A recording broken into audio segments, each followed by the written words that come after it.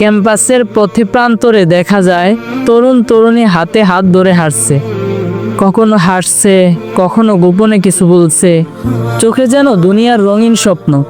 প্রশ্ন জাগে, এটা কি সত্যিকারের ভালোবাসা নাকি দেহের আকর্ষণে ক্ষণিকের মায়াজাল? ভাই ও বোনেরা, ভালোবাসা এ তো মহান একটি শব্দ।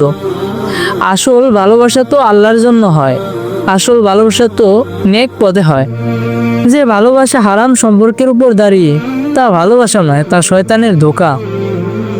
রাসূলুল্লাহ সাল্লাল্লাহু আলাইহি ওয়াসাল্লাম বলেছেন, যে ব্যক্তি আল্লাহর জন্য ভালোবাসে, আল্লাহর জন্য ঘৃণা করে, আল্লাহর জন্য দান করে এবং আল্লাহর জন্য বিরত থাকে, সে তার ঈমানকে পরিপূর্ণ করেছে।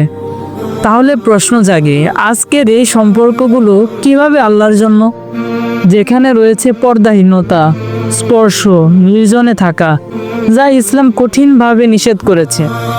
ভালোবাসার নামে যদি হারাম ছোঁয়া হয়, হারাম দৃষ্টি হয়, হারাম কথা হয়, তবে এ তো ভালোবাসা না, এ তো জাহান্নামের দিকে ধাবিত হওয়ার রাস্তা।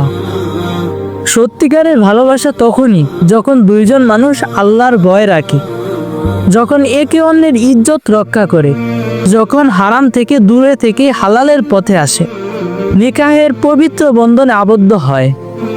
প্রিয় ভাই ও বোনেরা, শয়তান আমাদের দেহের ক্ষণিক আনন্দ দেখায় আর আখিরাতের স্থায়ী শাস্তির দিকে টেনে নিয়ে যায়। তাই ফিরে আসো, ভালোবাসা যদি করতে চাও হালাল পথে করো, আল্লাহকে খুশি করে করো, পবিত্রতা বজায় রেখে করো।